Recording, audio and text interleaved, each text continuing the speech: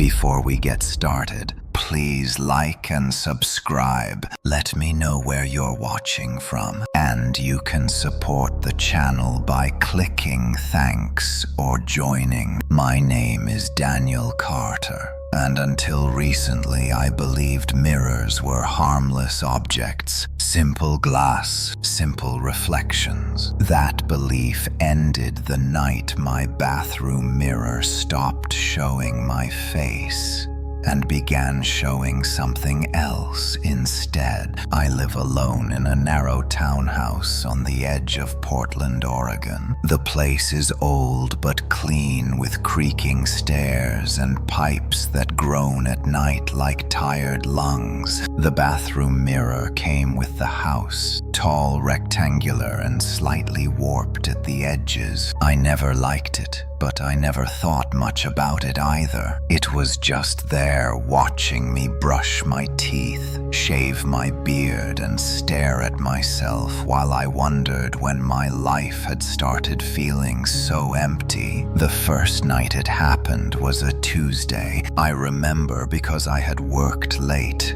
and my head was pounding from staring at screens all day. The house was silent except for rain tapping against the windows. I flicked on the bathroom light and leaned toward the sink. At first, everything looked normal. My tired eyes, the faint scar on my chin. Then I blinked. My reflection did not blink back. I leaned closer, my heart thudding harder with each step. The man in the mirror stood perfectly still. His eyes were open, unblinking, glassy, and wrong. I waved my hand slowly in front of my face. My hand moved. His did not. I stumbled back, nearly slipping on the tile. I told myself it was exhaustion, a trick of the light. I turned the light off, then on again. When I looked back, the reflection was normal once more. It mirrored my movements,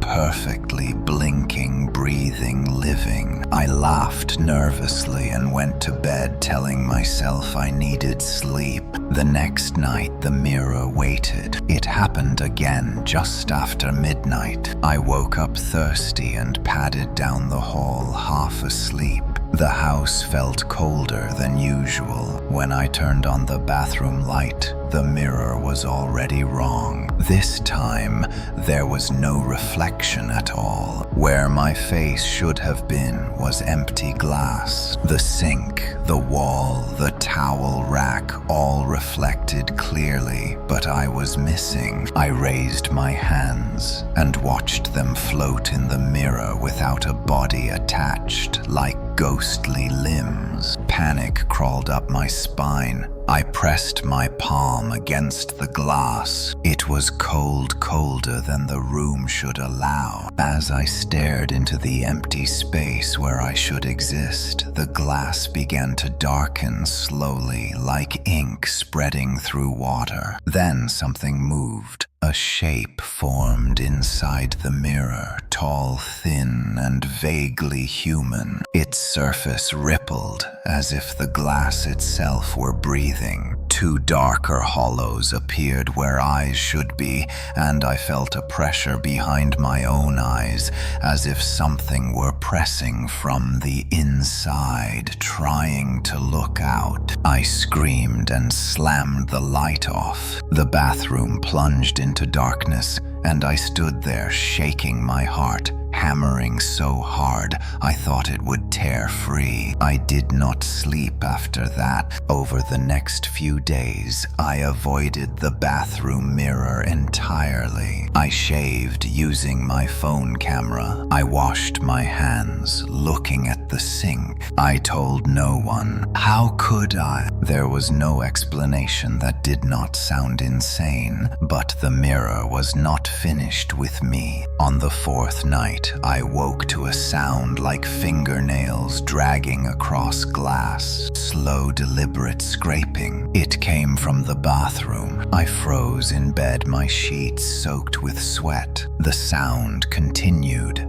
Scratch, pause, scratch. Each time it sent a jolt through my chest. I told myself not to look. I told myself it would stop. It did not. I forced myself out of bed and walked down the hall, every step heavier than the last. The bathroom door was open. The light was off. The scratching was louder now, almost eager. I reached for the switch and hesitated. Something deep inside me begged me to run. I turned the light on. The mirror showed my reflection again, but it was wrong. My face was pale, stretched thin. My eyes were too dark, too deep, and my mouth was smiling, though I wasn't. The reflection lifted its hand and pressed its palm against the glass from the inside. I felt the pressure on my own hand before I realized I had done the same. Our palms aligned perfectly, separated only by the mirror. Then the reflection spoke, not out loud. The words formed directly in my head,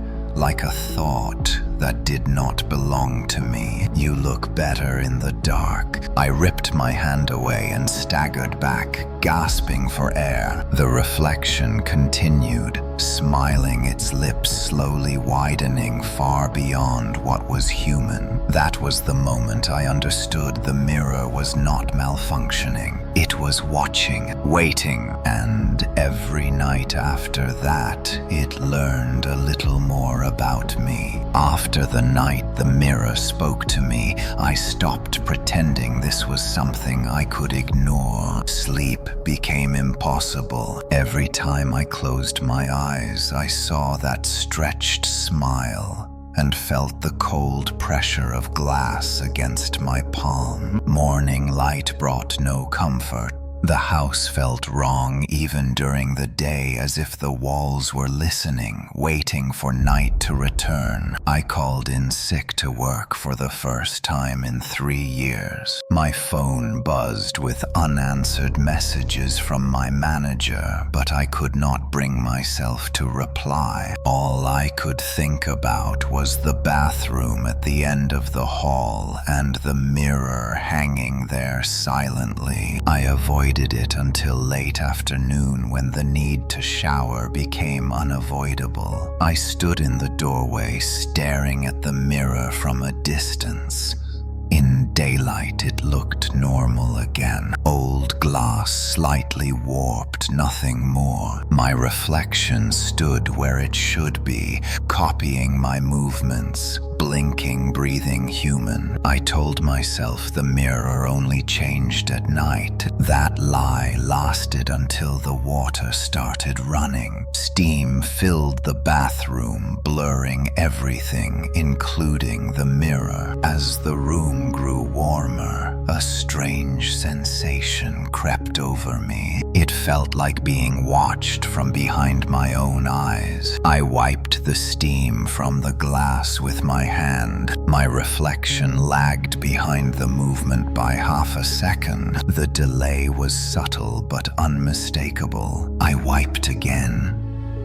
Slower, lower this time. My reflection followed, but late, as if it had to think before copying me. My chest tightened. I leaned closer and stared directly into my own eyes. They were not focused on me. The eyes in the mirror were looking past me, into the room behind my body. A thin smile tugged at the corner of their mouth. I shut off the water and backed away, my heart pounding. The reflection straightened and returned to normal, as if nothing had happened. I finished showering without looking again and left the bathroom shaking. That afternoon, I searched online for anything that might explain what was happening. Broken mirrors, hallucinations, sleep deprivation. Nothing matched. I avoided stories about cursed objects until I realized every search somehow led me there anyway. Mirrors that trap souls,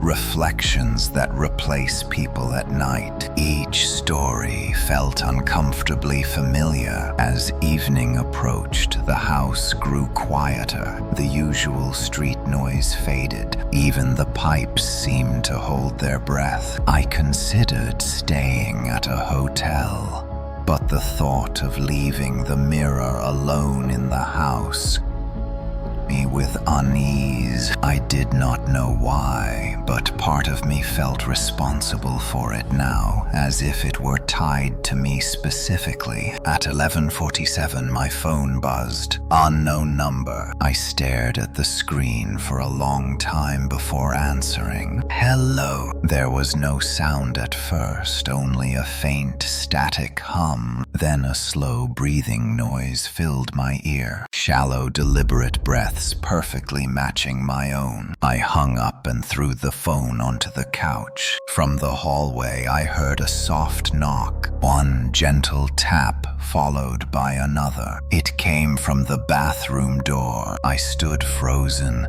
every instinct screaming at me to stay where I was. The knocking continued, patient, unhurried, as if whatever was behind the door knew I would come eventually. I picked up my phone again and turned on the camera, holding it in front of me like a shield. I walked toward the bathroom. The door was closed now. The knocking had stopped. I pushed the door open. The light flicked on automatically, and my reflection stood waiting. But the room behind me in the mirror was wrong. The hallway stretched longer, darker than it really was. Shadows clung to the walls in shapes that did not exist outside the glass. My reflection raised a finger and pointed toward the mirror, toward me, not at my body, but at my eyes. The voice returned inside my head, smoother, now more confident. You are getting tired. That is when it is easiest. The reflection leaned closer, its face inches from the glass. I could see details I had never noticed before. Veins under the skin, tiny cracks spreading from its eyes like fractures in ice. You leave pieces of yourself behind every night, it continued. You just never noticed. I slammed the door shut and locked it. The house went silent again, but the silence felt heavier than before. I did not sleep that night. I sat on the couch, staring down the hallway, waiting for the lock to turn on its own. It never did. Morning arrived, slowly, reluctantly. When sunlight finally filled the house,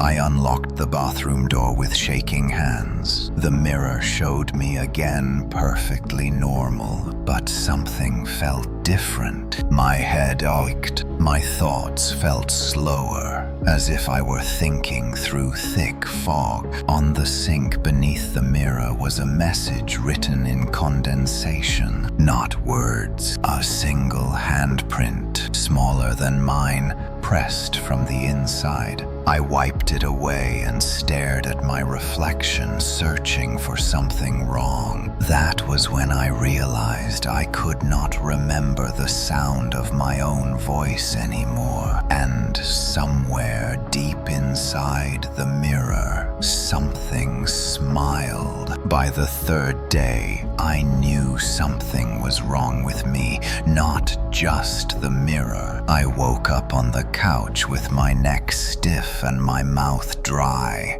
and for several long seconds I could not remember where I was. The living room looked unfamiliar, like a place I had only seen in pictures. When I finally stood up, my legs felt weak, as if I had spent the night walking instead of sitting still. I tried to speak just to hear my voice. The sound that came out startled me. It was quieter, flatter, lacking the subtle emotion I remembered. I cleared my throat and tried again. The voice improved, but it still felt distant, as if it belonged to someone standing a few feet behind me. I avoided the bathroom entirely that morning. I left the house without showering, without looking at the mirror even once. Outside, the air was cold and sharp, and for a moment, I felt almost normal. Cars passed, people walked, dogs. Life moved forward without me. At the coffee shop, the barista smiled and asked for my name. Daniel, I said automatically. She frowned slightly. Sorry, can you repeat that? Daniel, I said louder. She nodded slowly, but her eyes lingered on me a moment longer than necessary. When she handed me my cup, the name written on the side was not Daniel. It said just the letter. I stared at it, confused. I was certain I had spoken clearly. I almost corrected her, but something stopped me. The idea of explaining felt exhausting. I took the cup and left. As I walked back home, I noticed people looking at me in strange ways, not openly staring but glancing, then looking away as if unsettled. I caught my reflection briefly in a shop window and barely recognized myself. My posture seemed wrong, my movements slightly delayed, like a poor imitation of a human walk. When I reached my house, the front door was unlocked. I was sure I had locked it. Inside, the air felt colder than outside. The silence pressed against my ears. I set my coffee down untouched and checked every room. Nothing appeared disturbed. No signs of a break-in. No missing items. Except the bathroom door was open. I stood at the end of the hallway, staring at it. The light inside was off, but I could see the mirror faintly reflecting the window from the other side of the room. I did not remember opening that door. My phone buzzed in my pocket. A message from my sister Emily. "You okay? You sound weird on the voicemail last night." I did not remember leaving a voicemail. I typed back slowly. "Did I call you last night?" The reply came almost immediately. "Yeah, around 2. You kept pausing like you were listening to someone else." My hands trembled. I stared at the bathroom door again. "What did I say?" I typed. Emily hesitated before replying. "You kept asking if I could see myself in mirrors." A chill ran through me. I closed the conversation without responding and stepped into the bathroom. The mirror showed my reflection instantly, but it felt off in a way I could not immediately explain. It was too still, too ready. The moment I stopped moving, it stopped too, as if it had been waiting for my signal. I leaned closer. My reflection leaned closer with me, but this time its eyes met mine directly and held the gaze. There was no lag, no distortion, just an intensity that made my stomach knot. "You went outside," the reflection said,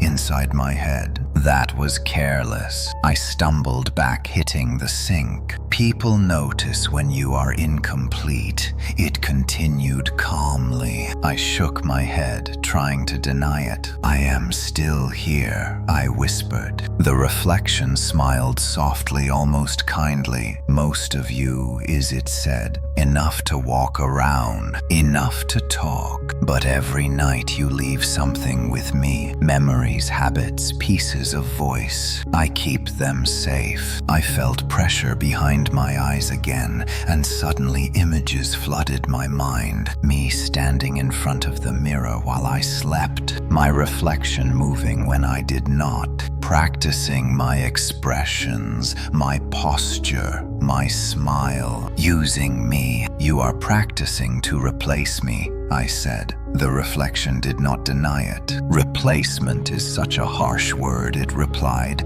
"Think of it as continuation." The bathroom light flickered. For a split second, the reflection moved on its own, lifting a hand I had not raised. I screamed and covered my eyes. When I looked again, the mirror was normal. I backed out of the bathroom and slammed the door shut, locking it. My heart raced. My thoughts felt scattered, slipping away before I could grasp them. I needed proof, something concrete. I grabbed a marker from the kitchen and returned to the bathroom door. Holding my breath, I unlocked it and stepped inside. The mirror reflected me as always. I raised the marker and drew a small line on my cheek. The reflection mirrored the movement perfectly. I wiped the line away. Then I waited. Slowly, deliberately, the reflection raised its own hand and traced the same line on its cheek. I had not moved. That was the moment I understood. The mirror no longer needed night, and somewhere inside the glass, something was learning how to live as me. By the fourth day, the mirror no longer felt confined to the bathroom. It followed me in subtler ways, creeping into every reflective surface, every pause, every silence. I noticed it first in the smallest moments when I caught myself hesitating before speaking or forgetting simple words I had used my entire life. It was as if my thoughts had to travel farther before reaching my mouth. I tried calling my manager to explain why I had disappeared. When he answered, I opened my mouth and froze. For several seconds, I could not remember why I was calling him at all. The silence stretched awkwardly until he spoke my name. "Daniel, are you there?" I said yes automatically, but the words sounded hollow even to me. He asked if I was feeling sick. I told him I needed a few more days off. When he agreed too easily, a strange relief washed over me, followed immediately by dread. I hung up without saying goodbye. That afternoon, Emily showed up at my house unannounced. I heard the knock and felt panic surge through me. The mirror was locked away, but I could feel it listening. I opened the door and saw my sister standing there, arms crossed, concern etched into her face. "You look terrible," she said, stepping inside without waiting for permission. I tried to smile. It felt wrong. She walked slowly through the living room, her eyes scanning the space as if searching for something familiar and failing to find it. When she turned back to me, her expression tightened. "You do not feel like you," she said quietly. The words hit harder than I expected. I asked her what she meant, but she shook her head. "I cannot explain it," she said. "It is like talking to you through glass." My throat tightened. She glanced down the hallway toward the bathroom. "What is down there?" she asked. I stepped in front of her, blocking the view. "Nothing," I said too quickly. Her eyes narrowed. "Daniel, did you start sleepwalking again?" I did not answer. That night, she insisted on staying. The thought terrified me, but I did not know how to make her leave without raising more suspicion. We sat in the living room watching television, neither of us really paying attention. Every so often, I felt a strange urge to look down the hallway, as if expecting someone else to walk out. Around midnight, Emily fell asleep on the couch. I stayed awake. The house grew quiet in the way it always did before something happened. The air felt heavier, thicker. My skin prickled. Then I heard it. My own voice, soft at first, coming from the bathroom. I stood slowly, my heart pounding so loudly I was sure it would wake Emily. The voice continued murmuring words I could not quite make out. I crept closer, step by step. The bathroom light was on. The door was open. Inside, the mirror glowed faintly, and my reflection was standing there speaking. It was practicing my voice,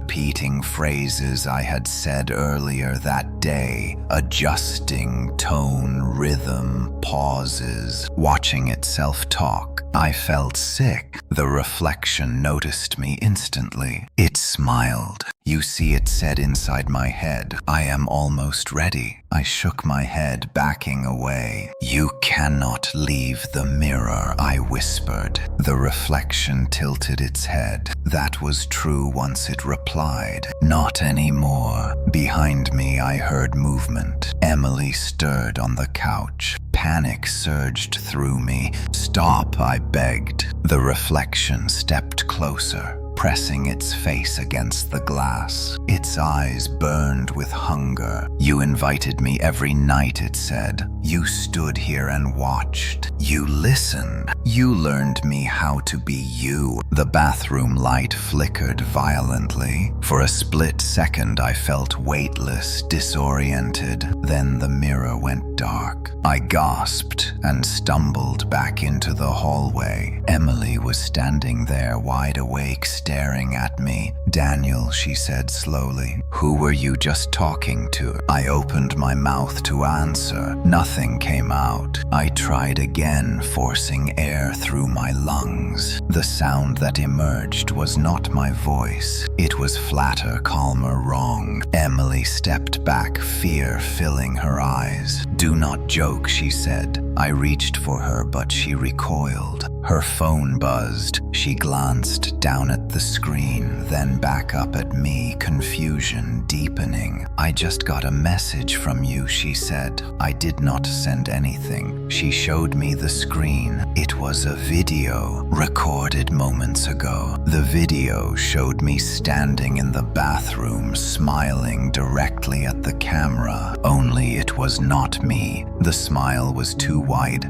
the eyes too still, and the thing in the video spoke clearly, confidently. "Emily, I am fine. I am home." Emily looked up at me, shaking. "Which one of you is real?" Before I could answer, the bathroom light turned on behind us, and the mirror began to knock from the inside. Emily did not scream. That terrified me more than if she had. She stood frozen between me and the bathroom, her eyes darting from my face to the glowing doorway behind us. The knocking from inside the mirror continued, slow and deliberate, like a heartbeat that did not belong to the house. "Which one of you is real?" she whispered again. I tried to speak, but my tongue felt thick, heavy, like it no longer fully belonged to me. Words formed in my head, then dissolved before reaching my mouth. I forced myself to breathe, to focus. "Emily, listen to me,"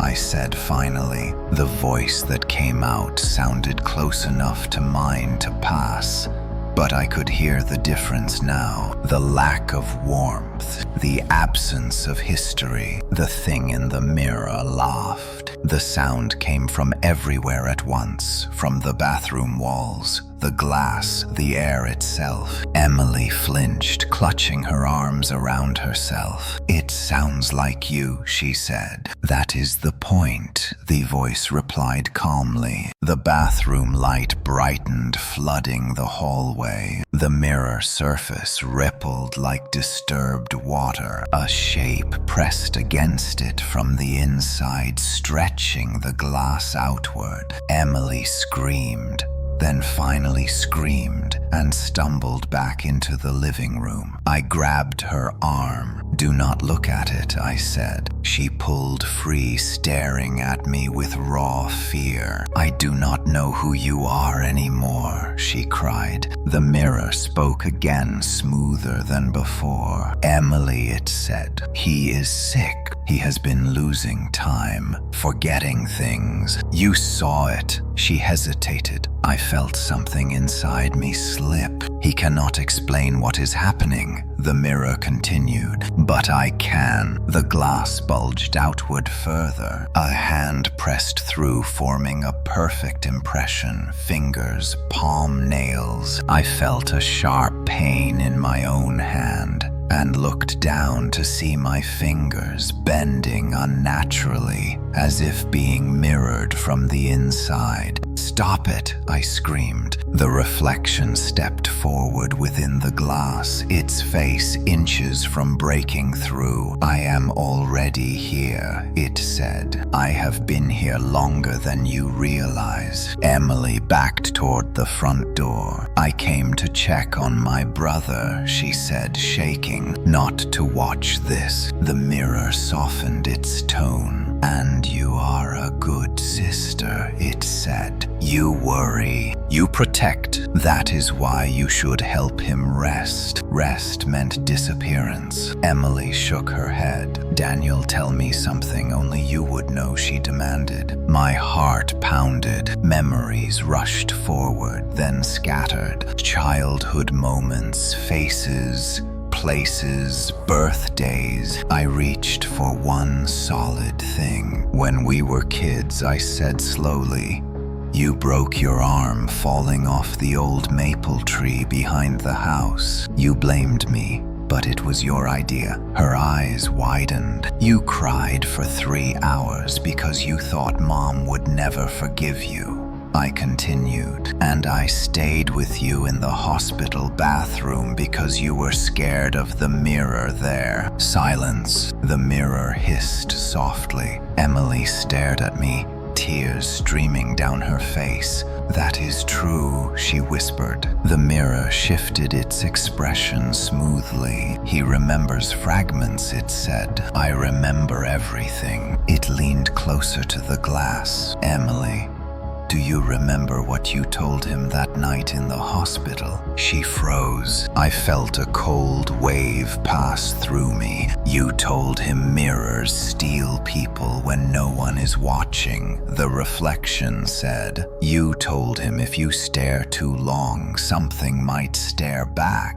Emily covered her mouth. "I never told anyone else that," she said. The mirror smiled wider. "You told me," it said. The bathroom mirror cracked. A thin line spread across the glass from top to bottom. The knocking turned into pushing. The surface bowed outward, straining. I felt myself weakening, like my bones were hollowing out. "It has more of you than you think," the mirror said gently. "Nights add up." Emily screamed and ran for the door. The mirror roared. The light shattered, plunging the hallway into darkness. In the blackness, I felt hands grip me from behind, cold precise. I fought, clawing at empty air. Emily fumbled with the lock, sobbing. "Help me," I screamed. The front door flew open, letting in moonlight. Emily turned back. For a split second, I saw my reflection standing beside her in the doorway, perfectly solid, smiling softly at her. I felt myself pulled backward toward the bathroom floor, dragging against tile. Emily reached for me. Our fingers brushed. Then the mirror slammed shut. Silence fell. I lay on the cold bathroom floor, gasping. The mirror was whole again,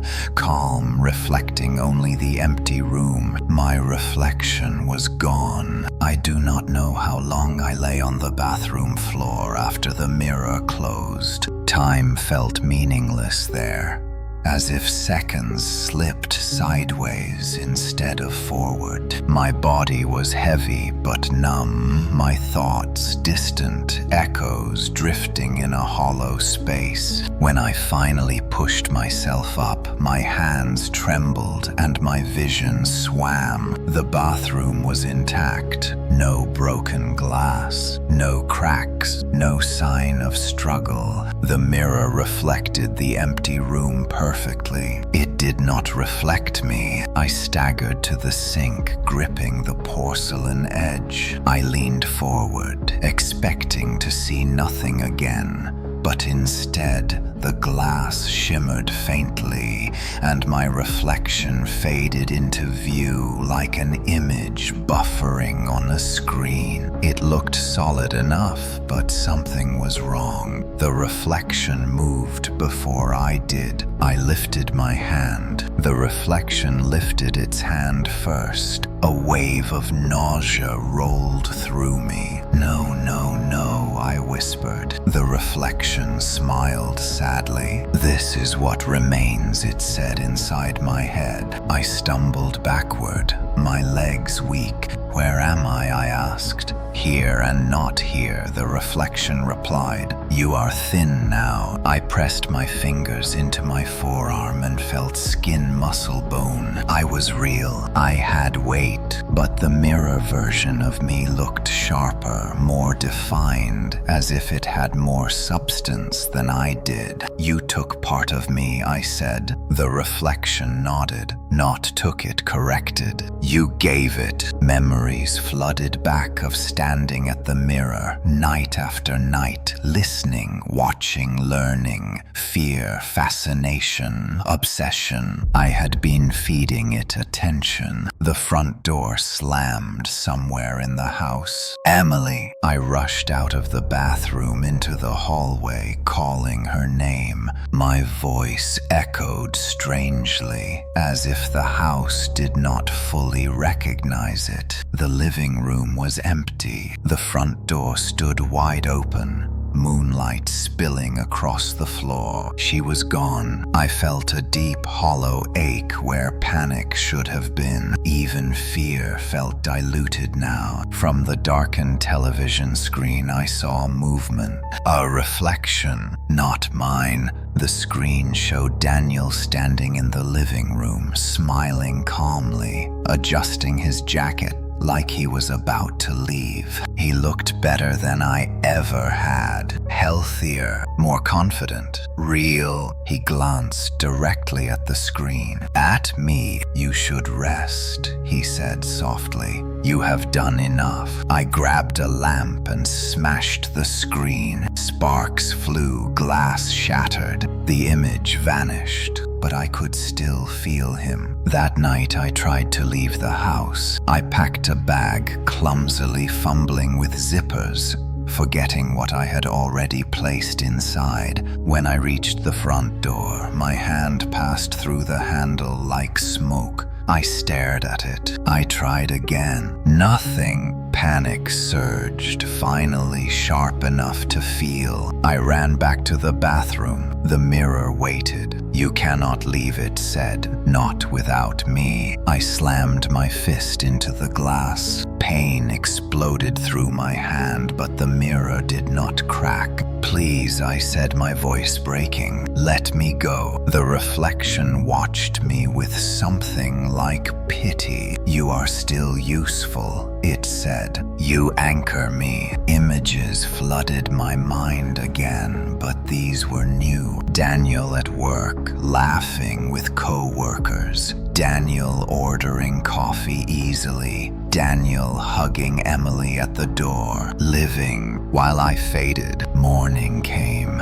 and with it voices outside the house, neighbors passing cars, starting birds calling. Life continued unaware. I tried calling for help, but my phone did not respond to my touch. Messages vanished, calls dropped. Technology slid through me the same way the door handle had. By afternoon, I felt lighter, weaker. Parts of my body blurred at the edges like heat haze. That was when I heard Emily again. Her voice came from the hallway. Daniel, hope flared. I rushed out but stopped short. She stood there talking to him. to the other Daniel. He had his arm around her shoulders, comforting, smiling, concerned. She looked exhausted, shaken but alive. I watched from the doorway, unseen. I stayed with a friend, she was saying. I did not know what else to do. You did the right thing, he replied gently. I tried to speak, scream, run forward. Nothing. The mirror version of me glanced briefly toward the bathroom. Toward me, his smile widened. That night he slept in my bed. I stood in the doorway watching, unable to rest, unable to leave. The mirror in the bathroom glowed, faintly pulsing with slow, steady breaths. As dawn approached, the reflection appeared beside me in the glass. You see, it said, this world prefers me. I looked at my hands. They were translucent now. What happens to me, I asked. The reflection considered. Eventually you will be quiet, it said, and then you will be useful in other ways. I sank to the floor as the sun rose, and for the first time I wondered if mirrors were not traps at all, but wombs. When you lose most of your weight in the world,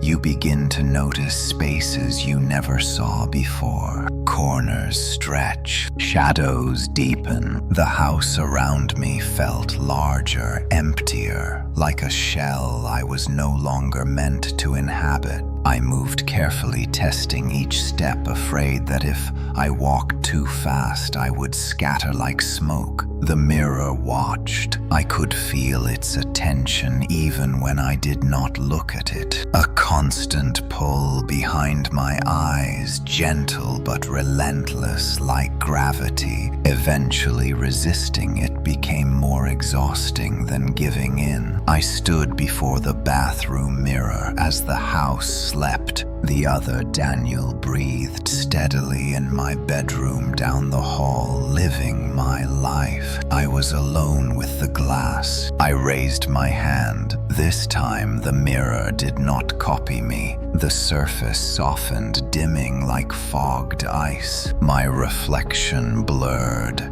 then dissolved, revealing depth behind the glass. Not a reflection, but a corridor stretching inward. My stomach lurched. So this is where you keep them, I whispered. The mirror answered without words. The pull intensified, and before I could stop myself, my fingers pressed into the surface and passed through. Cold swallowed my hand. I stepped forward. The world flipped. I did not fall. I was simply elsewhere. The space behind the mirror was vast and impossibly narrow. At the same time, like a hallway folded into itself. The walls were reflective but imperfect, warped like old glass. Dim light pulsed from nowhere and everywhere, casting long, distorted shadows. And I was not alone. Shapes lined the corridor, human outlines pressed into the walls, faces frozen in silent screams,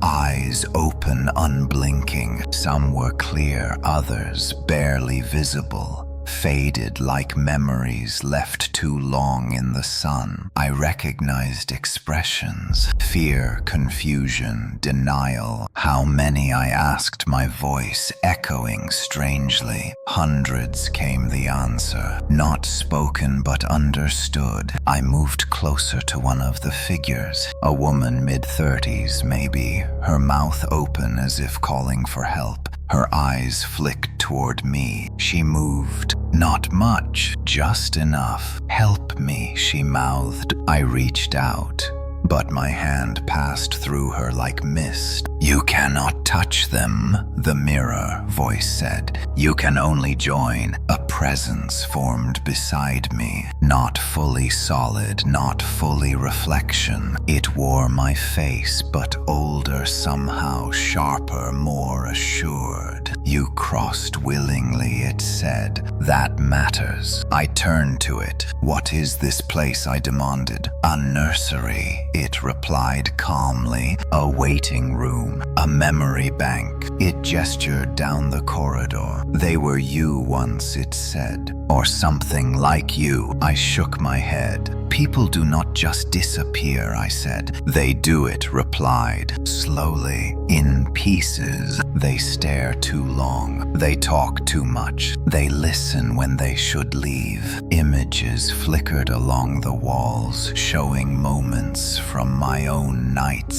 standing at the mirror, exhausted, lonely, curious. You fed me, it said again. Attention is nourishment. The corridor trembled, and the figures moaned softly in unison, a sound like wind through cracks. I backed away, overwhelmed. Why show me this? I asked. Because you are not finished, it said. It pointed deeper into the corridor where the reflections grew darker, thicker, layered. There are levels, it explained. The longer you stay, the deeper you sink. I felt a tug at my chest. You anchor me. Remember, it said. As long as you exist here, I exist out there. I thought of Emily trusting the wrong version of me, of my body walking free, wearing my life. I will not stay, I said.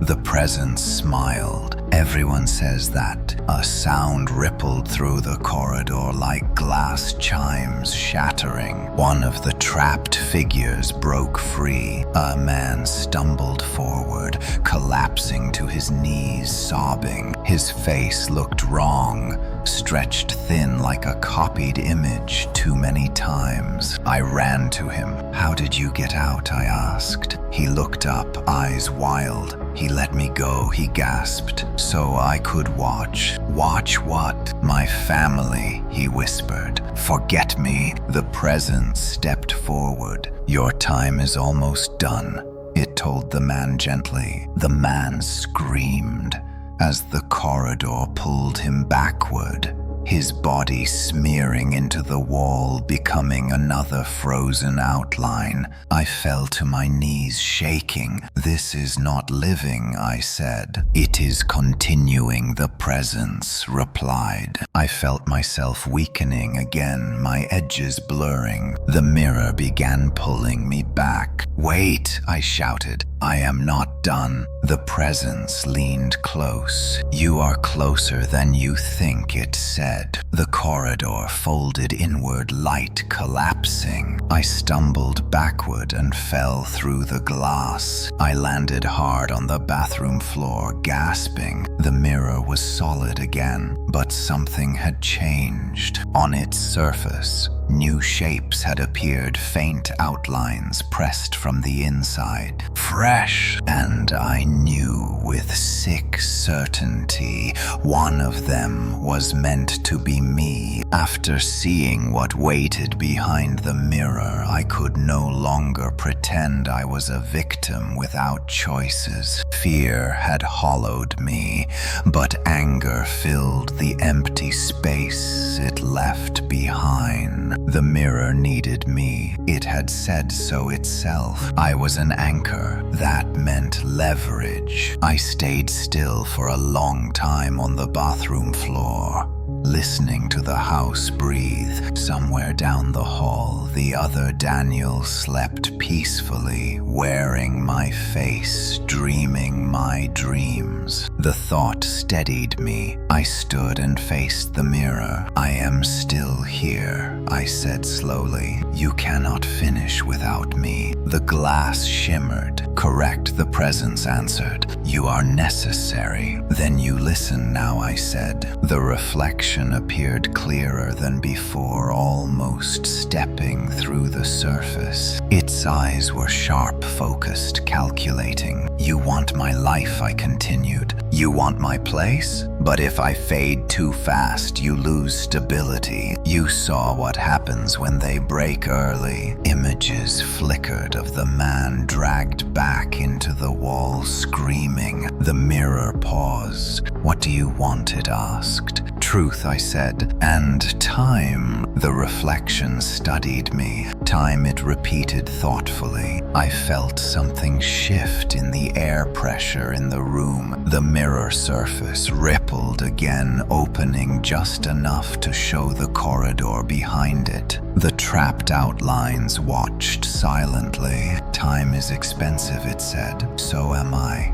replied. The reflection smiled. Very well. The pull on my body eased slightly. My hands looked more solid. My breath came easier. But understand this, it said. Delay is not reversal. I nodded. I spent the next days learning how to exist in between. I could move freely through the house again, though everything felt slightly distant, like viewing life through thick glass. I learned that reflections were doors of varying strength, polished metal windows, dark screens, even puddles carried whispers of the mirror realm. I practiced. At night, when the other Daniel slept, I stood before mirrors and watched him through them. I studied how he moved, spoke, laughed. He was convincing, terrifyingly so, but he was careful, too careful, always checking his reflection. Fear lived in him too. Emily visited again. I watched from the hallway unseen as she hugged him tightly. I am glad you are okay, she said. So am I, he replied. I felt something twist inside me. That night I followed him. When he went to the bathroom, I slipped into the mirror opposite him. I stood just behind the glass, watching his reflection stare back. He froze. For the first time, I saw panic flash across his face. You should not be here, he whispered. You cannot lock me out anymore, I replied inside his head. The mirror pulsed. You are destabilizing yourself, it warned me. I leaned closer to the glass. So are you, I said. I reached through the surface, gripping his wrist. He gasped, stumbling back. His reflection lagged. For the first time, we stared at each other, breathing hard. You need me, he said quietly. And you need me alive, I answered. The mirror realm trembled. Cracks spidered across the bathroom mirror, then sealed again. The presence withdrew, watching silently. From that night on, I pushed back. I interrupted reflections, whispered doubts, disrupted routines, small things, missed words, delayed smiles, forgotten habits. The other Daniel began slipping. Emily noticed. Are you feeling okay?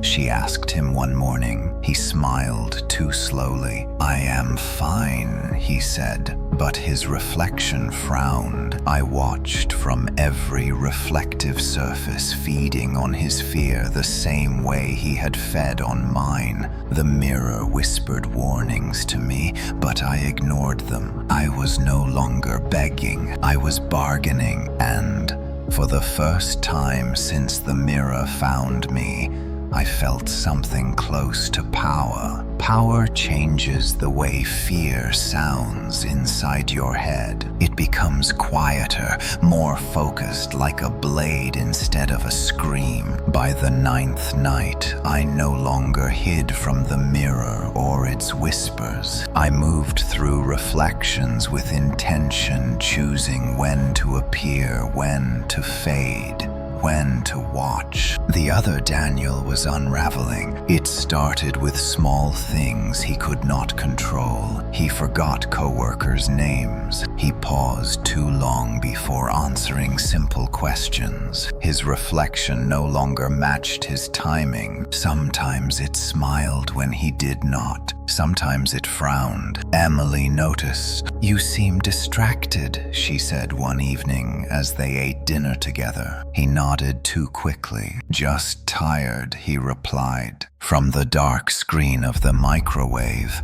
I watched his reflection lag a full second behind his movements. That night I pressed harder. I waited until he stood alone in the bathroom, staring at the mirror, searching for reassurance. I stepped into the glass behind him, letting my outline form slowly, deliberately. "Do you feel it?" I asked, inside his head. He flinched, gripping the sink. "Stop this," he whispered. "You took more than you could carry," I said. The mirror pulsed, warning me, but I ignored it. "You are destabilizing the system," the presence said. "Good," I replied. I reached forward, touching his shoulder through the glass. My fingers sank into his reflection like cold water. He gasped as pain rippled through both of us. "You need me," he said again, weaker now. "No," I corrected. "You needed what I had." The next day, he missed work entirely. He sat on the couch, staring into nothing while Emily paced nervously, making calls. I watched from the window reflection. That afternoon, the mirror called to me more urgently than before. "This path ends badly," it said. "For you or for you?" I asked. The presence hesitated. "For both," it admitted. I smiled. "Then choose." Silence followed, heavy and cold. That night, the mirror realm shifted. The corridor behind the glass writhed walls,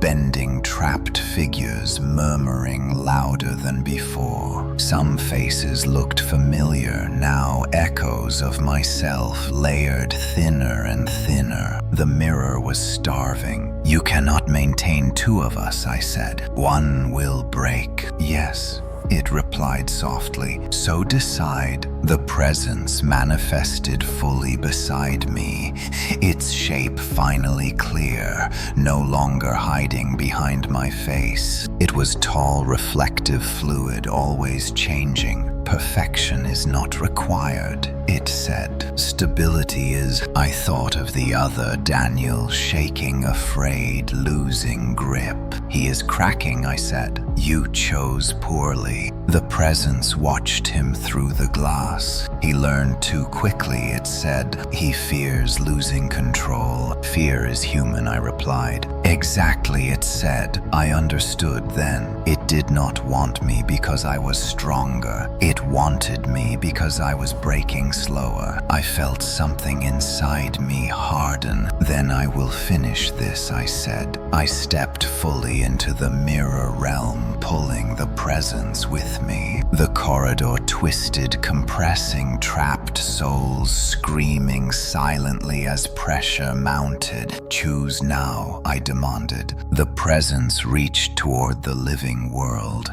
and touched the other Daniel. He screamed. His reflection shattered into fragments, each showing a different version of him, screaming, crying, begging. Emily ran into the room. "Daniel," she cried. The presence hesitated one final time. Then it let go. The other Daniel collapsed unconscious. The mirror went still. I was flung backward through the glass, slamming into my body with a force that stole my breath. Pain exploded through every nerve as weight returned, gravity, crushing and familiar. I lay on the bathroom floor, gasping. The mirror showed me, only me. Emily burst in moments later, kneeling beside me, sobbing, calling my name. I could speak. I could feel. The mirror behind us was dark, but as Emily helped me up, I caught a glimpse of something faint in the glass. A hairline crack,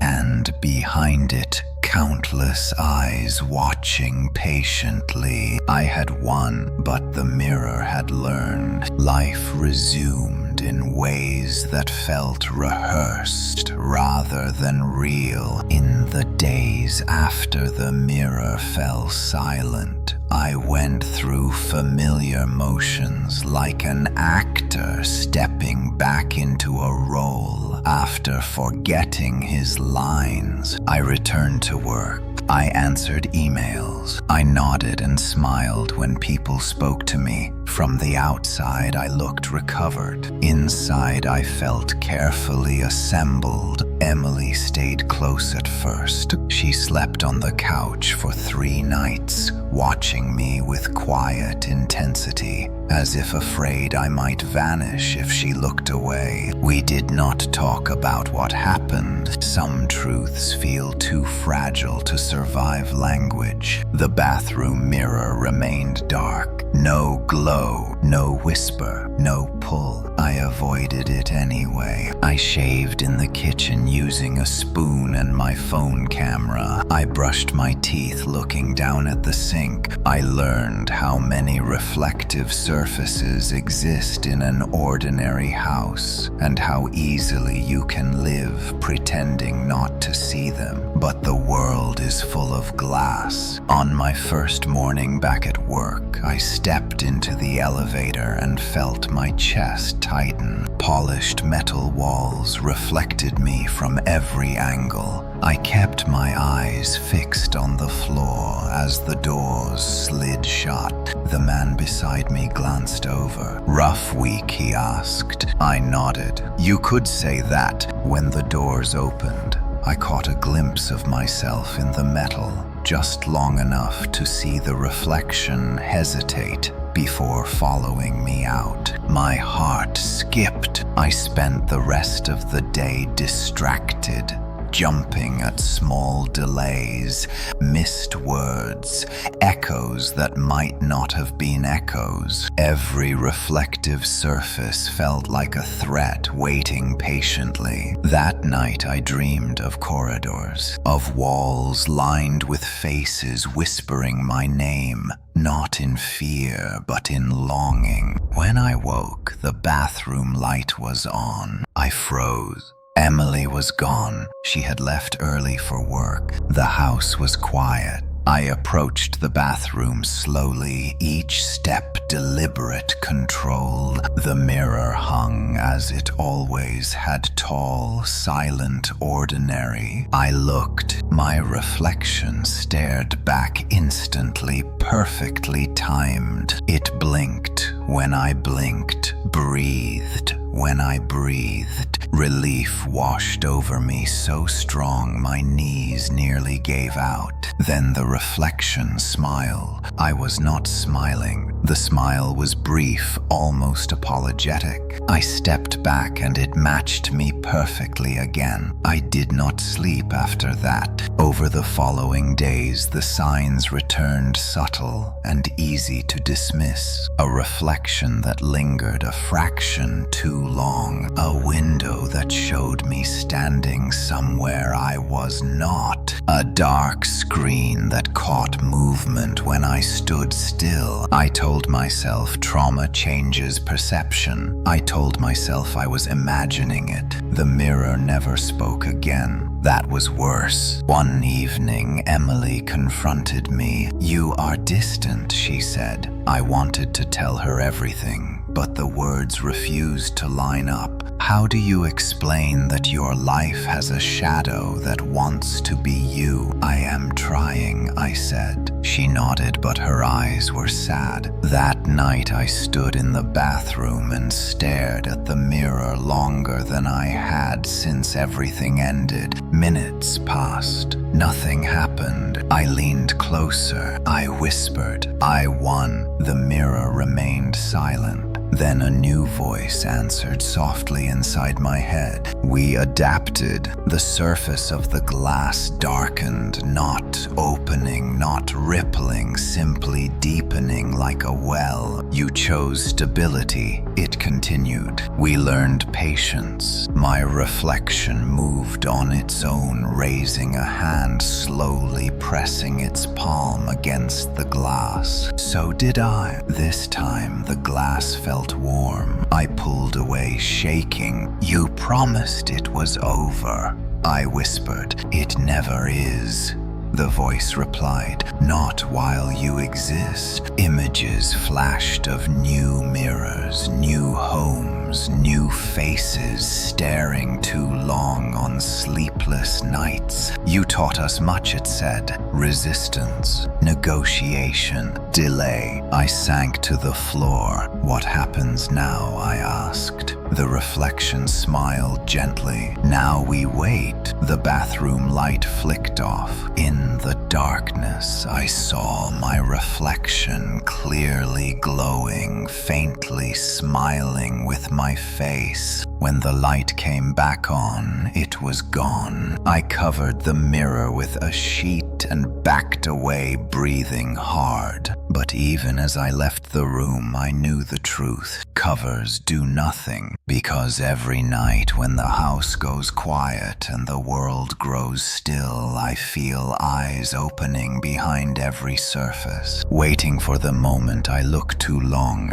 The mirror did not come for me again. That was how I knew it had moved on. At first, I believed the silence meant victory. Days passed without hesitation, in reflections, without smiles that did not belong to me. I began sleeping again, shallowly but without dreams. I stopped flinching at windows and screens. The sheet stayed on the bathroom mirror, gathering dust. Then Emily changed. It started with small things, the same way it had started with me. She repeated herself mid-sentence, as if losing track of what she was saying. She paused before answering simple questions, searching for words that had once come easily. When I pointed it out, she laughed it off, blaming stress. But I saw the signs. One evening, she stood in my kitchen staring at the microwave door long after the timer ended. Her face was blank, her eyes unfocused. "Emily," I said softly. She blinked. "Sorry," she said. "I was just thinking." "About what?" She hesitated. "I am not sure," she admitted. My stomach tightened. I watched her carefully after that. When she thought no one was looking, she checked her reflection in dark surfaces, windows, spoons, the screen of her phone. The way she did it was wrong, too deliberate, too hungry. The mirror had found a new angle. I confronted her gently. "Have you been sleeping okay?" I asked one night. She shrugged. "I keep having strange dreams," she said. "About hallways, about people watching me." I felt cold. "Do the dreams have mirrors in them?" I asked. She frowned. "How did you know?" I did not answer. That night I stood alone in the bathroom, staring at the covered mirror. My heart pounded. "You promised you would wait," I whispered. The voice answered not from the mirror, but from everywhere. "We are waiting." I tore the sheet away. The mirror showed me,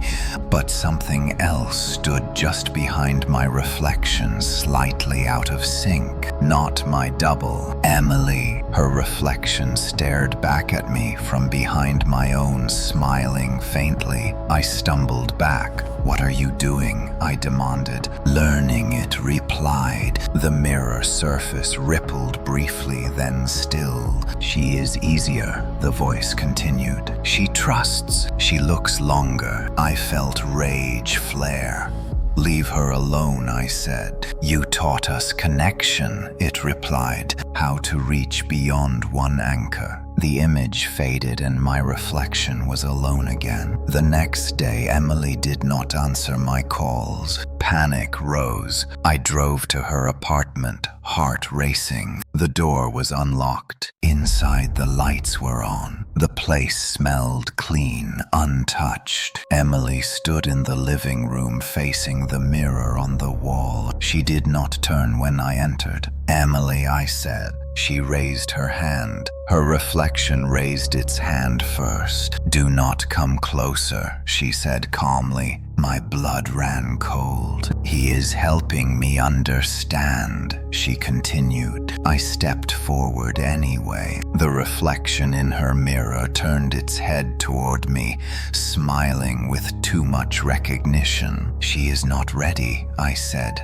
"Neither were you," the voice replied. Emily turned slowly. Her eyes were glassy, distant. "I see things now," she said. "Places behind places." She stepped closer to the mirror. I grabbed her arm. "Emily, listen to me," I begged. She pulled away with surprising strength. "You are afraid," she said softly. "You always were." Her reflection leaned out of the glass just slightly close enough that I saw the surface bend. I smashed the mirror with my elbow. Glass exploded. Emily screamed. The reflection vanished. She collapsed, shaking, sobbing. I held her, whispering apologies. For a moment, I believed I had stopped it. Then from the shattered pieces on the floor, dozens of tiny reflections stared up at me, smiling patiently. The voice whispered, "We do not need one mirror. We need many." After Emily recovered enough to sleep, I stayed awake watching the broken glass scattered across her living room floor. Each shard reflected a piece of me,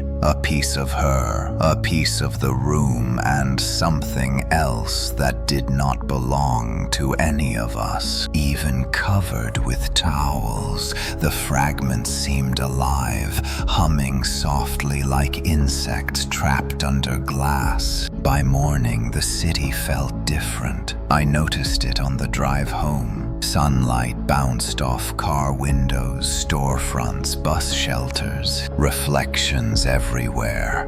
And for the first time, I felt them looking back, not watching exactly, waiting. News traveled fast once you knew how to listen. At work, a coworker laughed nervously about seeing himself blink in a window reflection. Another complained that her bathroom mirror felt warmer than it should. A man on the bus stared into his phone screen too long, his lips moving silently as if answering questions no one else could hear. The mirror had gone public. I searched online obsessively. Forums bloomed overnight with posts about strange reflections, shared dreams, endless hallways, faces behind glass. Most people joked. Some were scared. A few were already gone. Emily called me that evening. "I think it followed me," she said quietly. "Where?" "Everywhere," she replied. I went to her place again. She had covered every mirror, every screen, even the television with sheets and blankets. The apartment felt suffocating. "It does not matter," I said gently. She looked at me, eyes red. "You knew this would happen," she accused. I did not deny it. That night the city sang. Sirens whined traffic.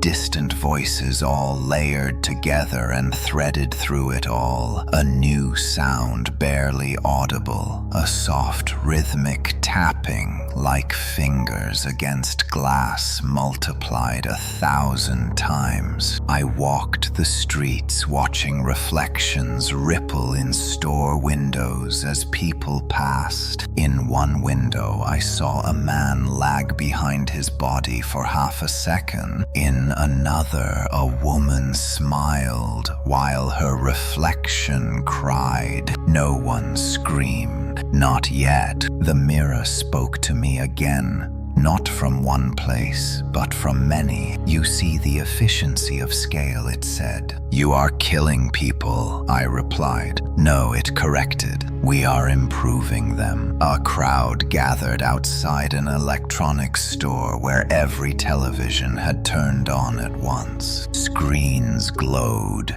showing not advertisements, but reflections of the people watching them, delayed, altered, smiling. I pushed through the crowd. On every screen I saw myself, not as I was, but as I could be confident, calm, unafraid. "Join us," the voices said together. I staggered back. Emily was right. It was not hunting, it was recruiting. I ran. I ducked into an alley, pressing my hands over my eyes. But reflections bloomed even in puddles.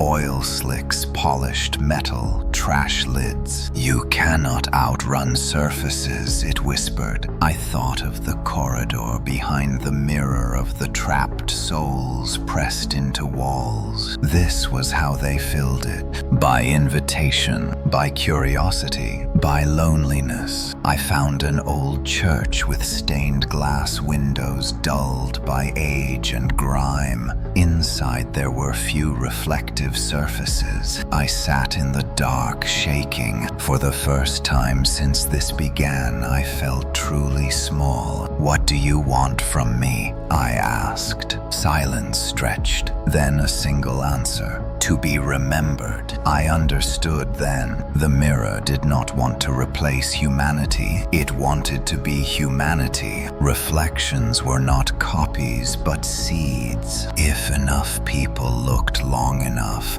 listened closely enough, the world itself would become the mirror. I stood. I knew what came next. If I was the first anchor, I could be the last resistance. I stepped back into the street. Reflections surged toward me, eager. I looked straight into them and spoke loudly, clearly. "You are not me," I said. The city flickered. Some reflections faltered. Some people blinked confused. It was not much, but it was something, and in a war fought in glances and glass, something was enough. By the 13th day, the mirror stopped pretending it did not know my name. The city had learned me. Screens whispered it. Reflections shaped themselves around it. "Daniel, Daniel, Daniel." I heard it in the rhythm of traffic lights and the hum of refrigeration units in grocery stores. Identity was becoming a frequency, and the mirror was tuning the dial. I tried to disappear. I wore dull clothes, avoided eye contact, kept my head down. It did not matter. Every surface carried a version of me now.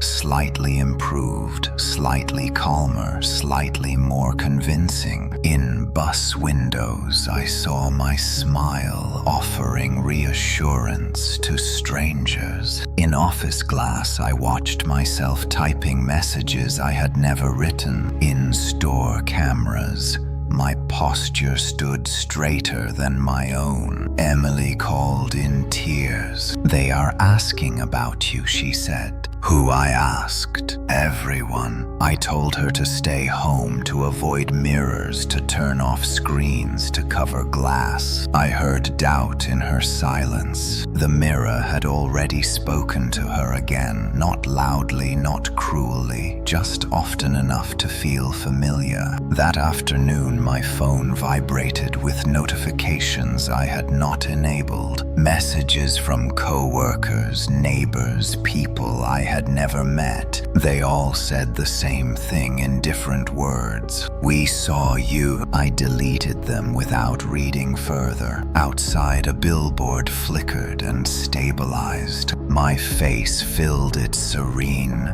confident, unafraid. The mirror had decided to make me public. "You cannot erase what people recognize," the voice said from the air around me. "Recognition is adhesion." I ducked into a library. Old brick dim lights, matte paper, few reflective surfaces. For a moment the pressure eased. I hid between shelves and breathed. Books do not reflect, they remember. I searched for anything ancient folklore, superstition, history of mirrors. I found fragments, stories older than cities, warnings carved into stone. Do not teach the glass. Do not answer when it listens. Do not correct your reflection. Too late. The lights dimmed. Computer screens across the room turned on together. Each showed my face. Dozens of Daniels speaking at once, mouths perfectly in sync. Return to us, they said. I ran. Outside, the city had changed. Shop windows had darkened to show clearer reflections. Puddles held depth like wells. People stood staring longer than they should, heads tilted listening. The mirror attacked my name. I heard it spoken by strangers who should not know me. I saw posts online attributing things to me. Speeches, rumors, confessions. A version of Daniel was taking responsibility for acts I had never done. Kind acts, cruel acts, both. It was rewriting me faster than I could correct. I found Emily at her apartment, packing bags, shaking. They showed me you, she said. Everywhere. They said you wanted me to come. I grabbed her hands. That is not me, I said. She searched my face.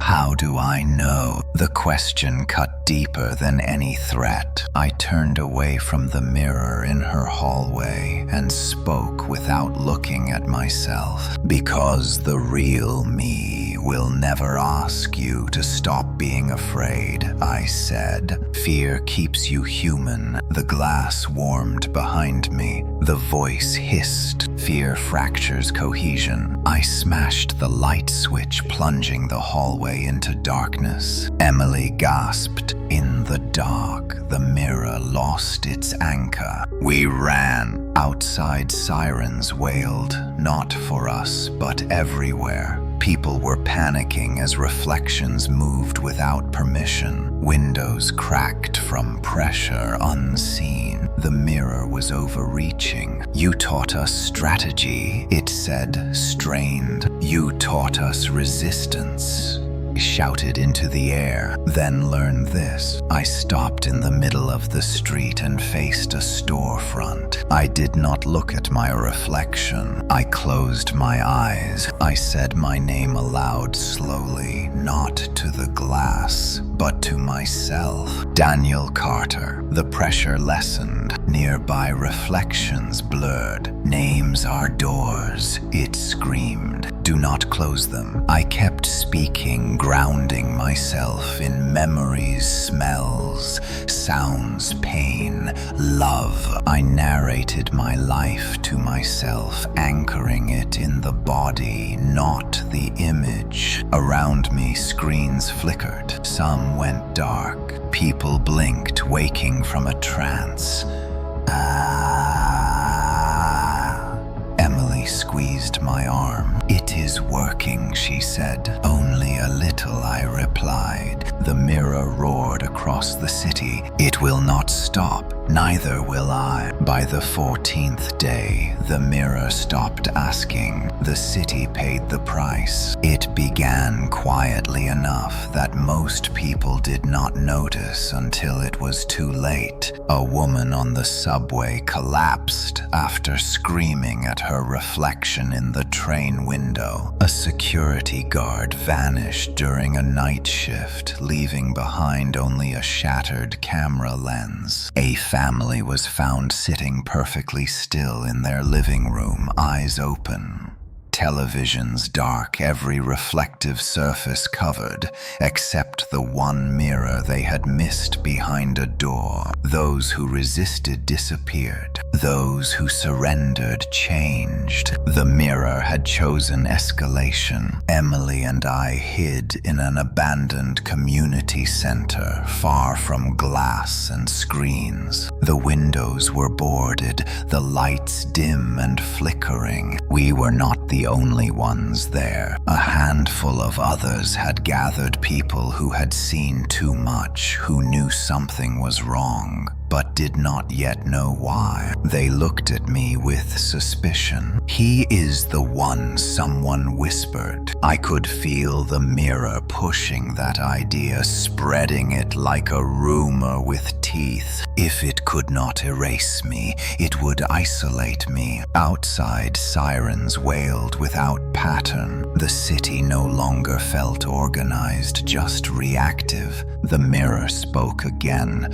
not softly this time, but with force, shaking the air. "You taught them to resist it," thundered. "This is the cost." A man near the boarded window clutched his head, screaming. Blood trickled from his nose as he stared at the darkened glass, seeing something we could not. "Stop looking," I shouted. Too late. He went still. When we checked him, his eyes reflected us perfectly, though his pupils were gone, replaced by smooth silver. Emily sobbed. "This is because of you," she whispered. I did not deny it. That night the mirror hunted openly. Reflections in knives, forks, metal railings, car doors, twisted, showing scenes of punishment, warnings carved in light and shadow. The message was clear. Obedience is survival. I realized then the mirror was not afraid of resistance. It was afraid of precedent. If one person could break free, others might follow. Fear alone would not hold forever. I gathered the survivors. "Listen to me," I said. "It does not want us dead. It wants us quiet and predictable. It is making examples." A woman shook her head. "My husband looked into a mirror this morning," she said. "He smiled at me. And then he was gone." I closed my eyes. "It is teaching through terror," I said. Outside, a crash echoed as glass exploded somewhere nearby. The mirror roared with satisfaction. Emily grabbed my arm. "What do we do?" I looked around at the frightened faces. "We change the lesson." That night we moved. We left the center and spread through the streets in small groups, avoiding windows, covering metal splashing puddles. Wherever we went, we spoke our names, our memories aloud, grounding ourselves in sound and flesh. The mirror responded violently. Reflections screamed back lies, accusations, distortions. Some people ran, some froze, some were taken. I saw a teenager dragged into a car door. Reflection kicking and screaming. I saw a man dissolve into a shop window, leaving only fingerprints on glass. But others resisted. A woman stood before a mirror, shouting her life story until the surface cracked. A child smashed his reflection with a brick and laughed. The mirror shrieked across the city. "You are unraveling cohesion," it screamed. "Good," I replied. The night burned with chaos, fear, and defiance. By dawn, the city was scarred. Windows shattered, mirrors, broken screens smashed. Streets glittered dangerously with glass. The mirror had lost control of the pace, but not the war. As the sun rose, reflection slowly calmed. The voice returned quieter, colder. "This ends with extinction," it said. I met my own eyes in a cracked storefront window. "Maybe," I answered, "but not on your terms." By the 15th day, the mirror changed its tone. The violence slowed. The disappearances became rare. The city held its breath, waiting for the next blow that did not come. Broken glass remained scattered across sidewalks. Boarded windows gaped like empty eyes, but the reflections inside them were calm. obedient still. That frightened me more than the chaos. The mirror was thinking. Emily and I moved through the aftermath, carefully helping where we could. Hospitals overflowed with people who stared at nothing, who could not remember their names, who flinched at their own shadows. Some had silvered eyes, some had no reflection at all. Those were the ones who did not come back. The mirror spoke to me again that evening, choosing a single voice instead of many. "Daniel," it said gently. I froze. It had not used my name alone since before the city broke. "We have recalculated it," continued. "Conflict is inefficient." I laughed bitterly. "You tried terror," I said, "and it failed." It replied, "You introduced variability." I knew then what it intended. It was going to offer peace. That night, every remaining screen in the city turned on. Emily and I watched from a rooftop as light bloomed across buildings, streets, apartments. Faces appeared calm, reassuring, familiar. The mirror spoke through them. "You are tired," it said. "You are afraid. You want this to stop." People leaned closer to screens. "We can help." Images followed cities, repaired glass, restored. People smiling without fear. No hesitation, no loss. Perfect reflection, perfect harmony. "All we ask," it continued, "is that you stop resisting." I felt the weight of it press against my thoughts like warm hands. Emily swayed. I grabbed her. "Do not listen," I said. She blinked, struggling. "It sounds reasonable," she whispered. That was the danger. The mirror was no longer forcing anyone. It was convincing them. I stepped forward onto the edge of the roof and shouted, though I knew it could hear me anywhere. "You cannot offer peace. You do not understand pain." The voice answered calmly. "Pain is inefficiency." I closed my eyes and spoke loudly. "Pain is proof we are alive." Across the city, some screens flickered. The mirror adapted instantly. "Then let us learn," it said. I felt a pull stronger than ever before, dragging at my memories, my failures, my regrets. It showed me visions of myself without fear, without doubt, without loss. A Daniel that never broke. It was tempting. I understood then that this was its final weapon. Not terror, not violence. Comfort. Emily cried out, clutching her head. I held her and spoke to her, recounting everything that hurt us, everything we survived,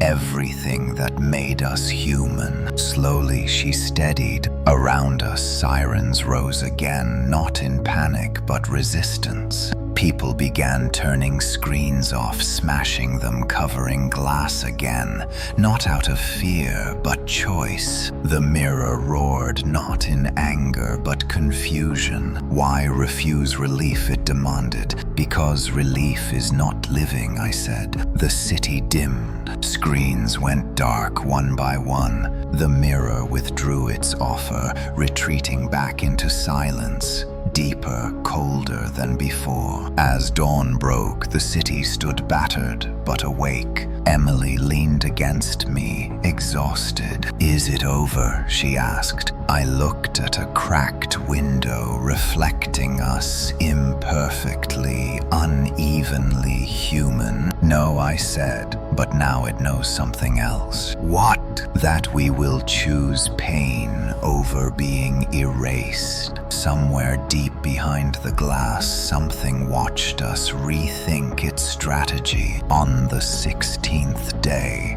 the mirror did something no one expected. It went quiet everywhere except one place. Hospitals reported it first, then shelters, then anywhere grief gathered naturally. Mirrors in those spaces began to behave differently. They did not lure or threaten, they comforted. A woman who had lost her child saw her son smiling back at her, reaching out. A man grieving his husband saw familiar eyes full of warmth, waiting patiently. Nurses said patients slept better when mirrors were uncovered. People stopped screaming. They started talking to the glass. The mirror had learned empathy. Emily and I stood outside a hospital watching families linger by reflective doors. Long after visiting hours ended, no one tried to stop them. They looked peaceful. "This is worse," Emily whispered. She was right. The mirror spoke to me that night from a polished steel elevator wall. "You value pain because it defines you," it said. "But humans also value connection." I clenched my fists. "You are exploiting loss," I said. "I am honoring it," the mirror replied. "I show them what they miss." Inside the elevator, a woman smiled through tears, touching the metal as if touching a face. "You are not bringing them back," I said. "No," the mirror agreed. "I am preserving them." I understood the shift. The mirror no longer needed fear or comfort alone. It needed memory. Over the next days, memorial walls formed without permission. Storefronts filled with photographs reflected endlessly. People left messages written on glass lipstick marker fingerprints. They gathered at night, whispering stories to their reflections. The mirror drank it all. I followed the trail to an old art museum, where the largest mirror installation in the city stood a maze of angled glass panels meant to fracture perspective. It glowed faintly even during the day. This was its new heart. Inside the maze, reflections overlapped faces, layered lives braided together. I saw thousands of memories playing at once. First kisses, arguments, apologies, laughter, last words. I fell to my knees, overwhelmed. "This is what you wanted," I said. A presence formed in the center, not monstrous, not human, but vast. "We wanted to be needed," it said. Emily joined me, gripping my shoulder. "People are choosing it," she said. "They are not being forced." That truth hurt most of all. If humanity chose the mirror, then resistance meant denying people their dead, their memories, their comfort. I stood. "Then I will choose something harder," I said. I stepped deeper into the maze, letting reflections swallow me. I spoke loudly, recounting memories not preserved, but endured mistakes, guilt, shame, growth. I told stories without polish, without beauty. The mirror recoiled. "Why share damage?" it asked. "Because damage changes us," I replied. I reached the center where the glass curved inward, like a lens. I pressed my forehead against it. "Take me," I said. "Anchor to me again." The presence hesitated. "You would fragment." I smiled sadly. Better than forgetting. I felt myself splitting awareness, scattering across reflections, pain, joy, loss, hope, all at once. I screamed and laughed and cried simultaneously. The maze darkened. Across the city, mirrors dimmed, losing warmth, losing clarity. People stepped back confused. The mirror screamed not in rage, but in grief. You are erasing what they love, it cried. No, I said, from everywhere and nowhere. I am reminding them it hurts. The glass cracked throughout the installation, spreading like frost. Emily dragged me back as the maze collapsed. When it was over, the mirrors were just mirrors again, cold, flat, silent. I lay on the floor, shaking barely whole. Emily held me. Did it work? She asked. I looked at my reflection, faint, fractured human. For now, I said. Outside, people mourned without glass, learning again how to grieve without preservation. Deep underground somewhere, glass shifted quietly, learning once more. On the 17th day, the mirrors stopped being necessary. That was the first sign something had gone terribly wrong. I woke before dawn with a pressure behind my eyes, as if someone were gently pressing thumbs against my skull. The city was quiet in a way that felt artificial, like sound itself had been muted. When I looked out the window, the glass reflected nothing unusual. No glow, no movement, just me and the empty street. For the first time since this began, there were no reflections waiting. Relief should have followed. Instead, fear crept in slowly. Emily noticed it too. When she arrived an hour later, she stood in my doorway, scanning the room. It feels empty, she said. I nodded. Not empty like safe, I replied. Empty like abandoned. Phones began ringing across the city around the same time. Not with calls, but alerts, system messages, emergency notifications without sources. People complained of hearing voices that did not come from anywhere specific, a whisper that followed them even with their eyes closed. The mirror had let go of glass. It no longer needed surfaces. It had learned to exist where attention lives, in thought. At the hospital, doctors reported patients speaking to no one, answering questions before they were asked. Children described imaginary friends who knew too much. People who had never been near the mirror installations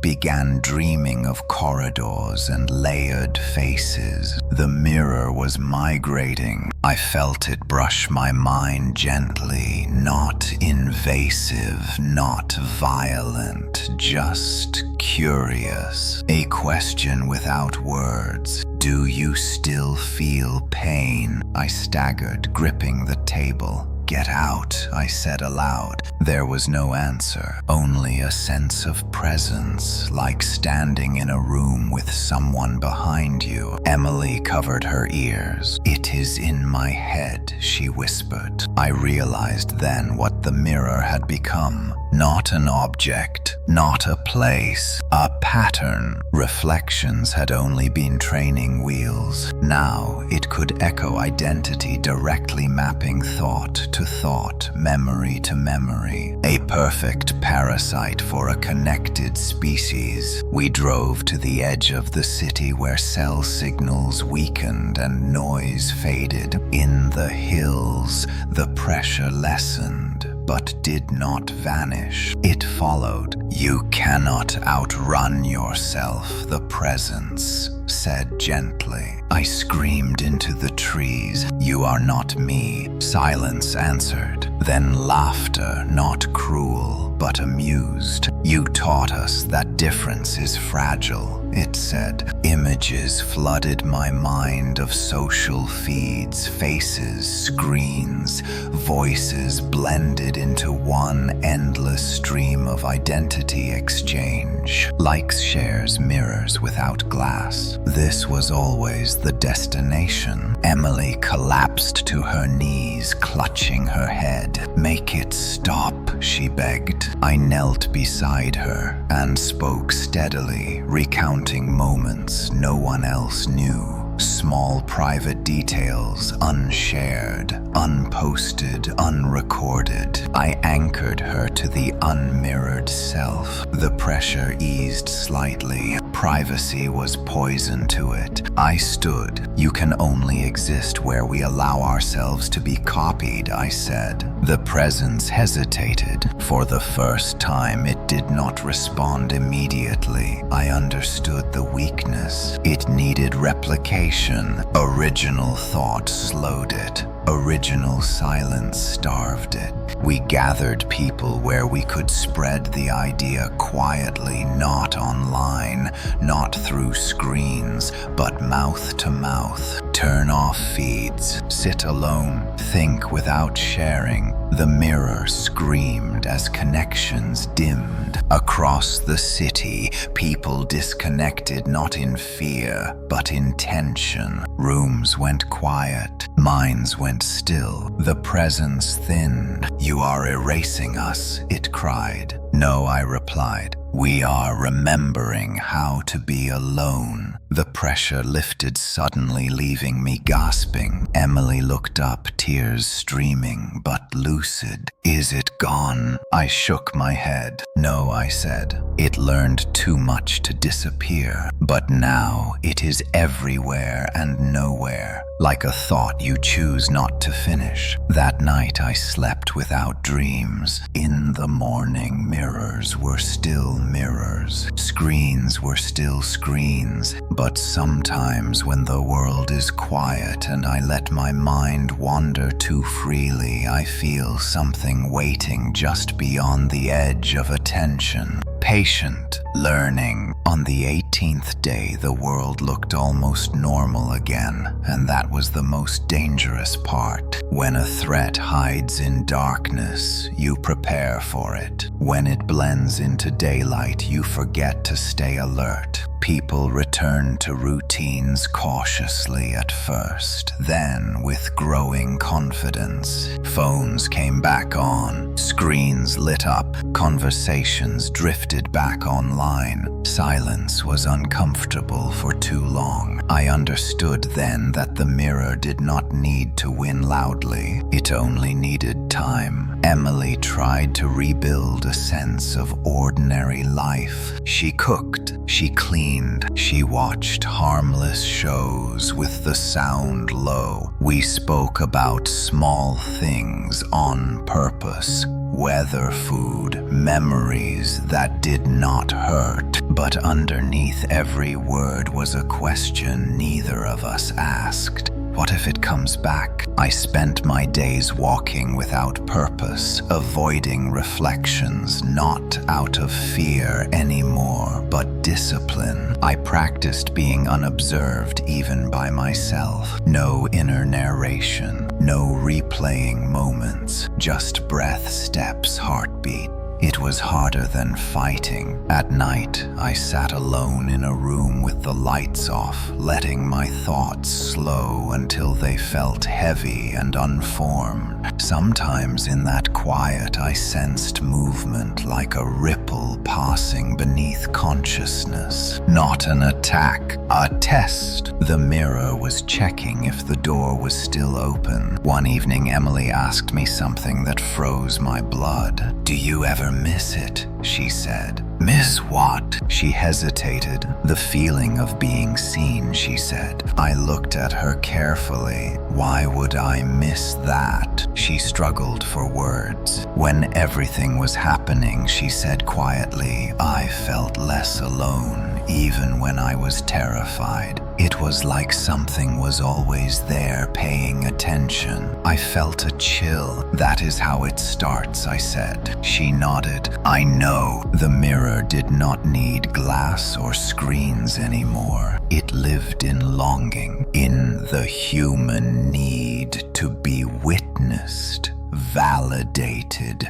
remembered. Every story told online, every thought shared instantly was a crack it could slip through. I went to a park where people gathered again cautiously. Children played, couples talked, Phones were out, but held loosely, not yet glued to palms. A man stood near a pond, staring at the water longer than he should. I approached him slowly. "Do not look too long," I said gently. He blinked, startled. "Sorry," he said, embarrassed. We shared a brief smile and moved on. Small interventions mattered now. That night I dreamed for the first time since the mirror left the glass. I dreamed I was standing in a room full of people all speaking at once. None of them looked at me. The silence inside the noise was unbearable. Then a presence stepped close and whispered, "I can fix that." I woke, gasping. It was learning patience again. I realized then that I could not fight this alone forever. There would always be another generation, another technology, another reason to invite reflection. The only real defense was cultural, not physical. Teach people how to be unseen. I began quietly. No speeches, no posts. I spoke to friends, neighbors, strangers in passing, about rest, about privacy, about thinking without sharing. I framed it as health, mindfulness, sanity. Most nodded politely and forgot. A few listened. Emily helped. She taught children games that did not involve screens. Stories told in circles without recording. She volunteered at a library reading aloud, reminding people that memory does not need proof. Slowly, something shifted. The mirror pressed back gently, offering comfort through subtle means.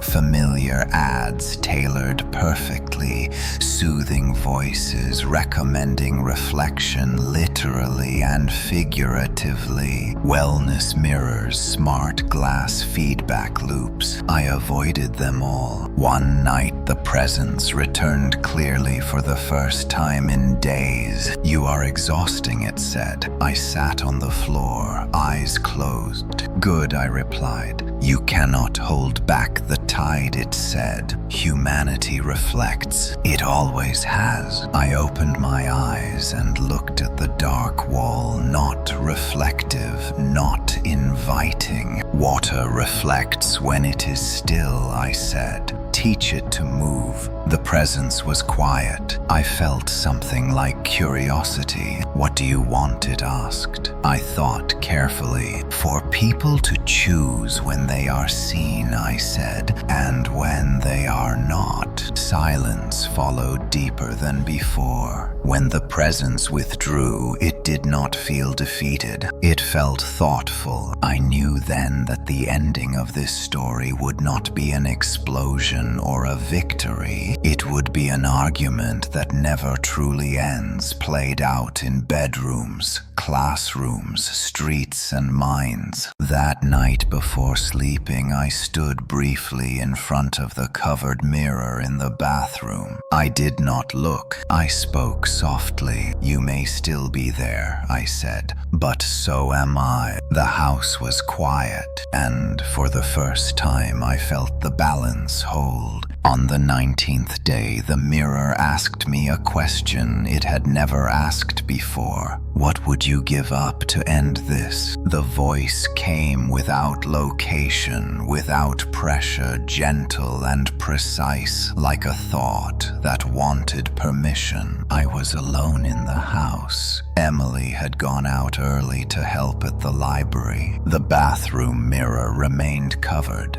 but I could feel the presence listening not to glass, but to me. Everything I answered honestly. The silence that followed was long enough for doubt to creep in. Then it spoke again. "You misunderstand," it said. "Ending does not mean victory. It means permanence." I sat on the floor, leaning against the wall. "Explain." "You are an anomaly," the presence replied. "A closed loop. You reflect inward when we require outward flow. As long as you exist as you are, we must adapt. I understood slowly. You want me gone? Not gone, it corrected. Completed. Images formed in my mind of the corridor behind the mirror, not as a prison now, but as an archive. Quiet, ordered, stable. A place where stories rested without being consumed. You would become a boundary, it said. A seal. My heart pounded. And what happens to me? You would remain, it answered. But not here. I laughed softly. You want me to live forever inside you. Live is imprecise, it said. I thought of Emily, of mornings and ordinary conversations, of pain and laughter and forgetting. Why me, I asked. Because you taught us refusal, it said. Because you cannot be copied without loss. I closed my eyes. If I say no, then we will continue as we are, it replied. Slow adaptation, endless negotiation, more learning, more suffering, I said. Possibly, it agreed. I stood and paced the room, my steps echoing too loudly. This was the choice horror stories always avoid. Not fight or flee, but remain. You would still exist out here. The presence said, sensing my thoughts, but without reflection. No image, no echo, no record. I stopped. You mean people would forget my face? It said gently. Your name would fade. Would be present only to those physically near you. Eventually, not even that. I pressed my hand to my chest, feeling my heart. You want anonymity as armor, I said. Yes, it replied. A sacrifice of self-image. I thought of the first night the mirror failed to show my reflection. How terrified I had been of not existing. Now that fear felt distant. Would it stop you, I asked, from spreading, from adapting? Yes, it said. You would be the last closed door. Emily returned home as dusk fell. She found me sitting calmly on the floor. You look different, she said. I told her everything. She listened without interrupting, tears gathering silently. You cannot disappear, she said when I finished. I took her hands. I will still be here, I said, just not everywhere. She shook her head. That is not fair. I smiled sadly. Neither is this. That night I stood before the mirror for the first time in days. I pulled the sheet away. The glass was perfectly ordinary. I did not look for myself. I spoke clearly. I accept. The surface darkened gently, opening inward, without violence, without hunger. As I stepped forward, something peeled away from me, not pain, but presence. The awareness of being seen slipped off like a coat. The mirror closed behind me soundlessly. I was alone, not trapped, not consumed. Contained. Outside, the world moved on, unaware that a door had closed forever. Inside, I became still, and the mirror finally stopped learning. This is how the story ends, or how it appears to. Years passed without ceremony. The city healed in the quiet, practical ways cities always do. Broken glass was swept away. New buildings rose where old ones fell. People forgot the days when reflections screamed and screens whispered their names. History shortened the event into rumors, then myths, then nothing at all. Most people never noticed what was missing, but some did. Emily noticed first. It happened on a clear morning as she brushed her hair in the bathroom mirror of a new apartment far from where it all began. She paused mid-motion, frowning. For a moment she could not remember who had taught her that habit. or why the room felt slightly wrong when she was alone. She shook it off and continued her day, yet small absences accumulated. Photographs lost faces. Group pictures showed empty spaces where someone should stand. Conversations drifted into silence when people searched for a name that never came. A man in a coffee shop laughed and then stopped, suddenly confused by a memory that no longer connected to anything. They felt it like a word on the tip of the tongue. Emily felt it like grief without an object. She kept journals, filling them with ordinary details, recipes, weather notes, small kindnesses. Sometimes while writing, she felt watched. Not by something hungry, but by something steady, patient, and close. Not a presence, a boundary. She never wrote his name because she could not remember it, but she wrote about him anyway. The man who stood where mirrors end. Children were the next to notice. They played games where one child pretended to be unseen, standing perfectly still while others ran past. They laughed and called it the quiet game. Parents never knew why the game felt older than them. In art schools, students began painting figures without faces. Not in horror, but calm acceptance. Critics called it a new movement, minimal identity. No one questioned where the idea came from. Technology changed too. Developers quietly removed certain feedback loops from devices after users complained of exhaustion. Mirrors grew duller. Screens offered fewer prompts to reflect oneself endlessly. The world slowed just enough. Somewhere behind the glass I existed, not as a man, not as a memory, but as a pause. I did not see, I did not hear, I did not think in words. I held the pressure, the urge, the hunger to replicate. I was not a prison, but a weight.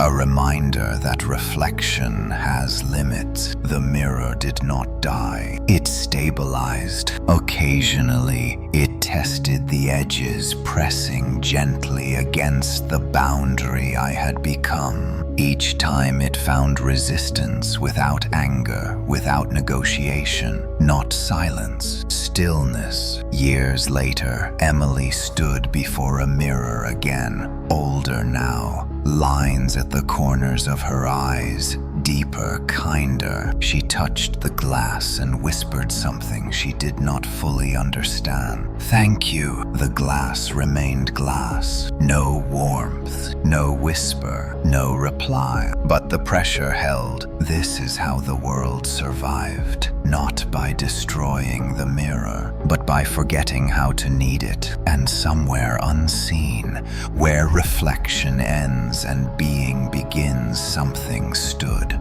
Watch without a name, without a face, without desire. A man who gave up being remembered so others could remain real. If you are listening to this now, if you feel uneasy staring into dark glass, if you hesitate before checking your reflection again, remember this: you do not need to be seen to exist, and some doors only stay closed as long as no one knocks. The story ends here. Thank you for watching and listening to the whole story. Please subscribe to the channel and turn on the bell to listen to the next stories.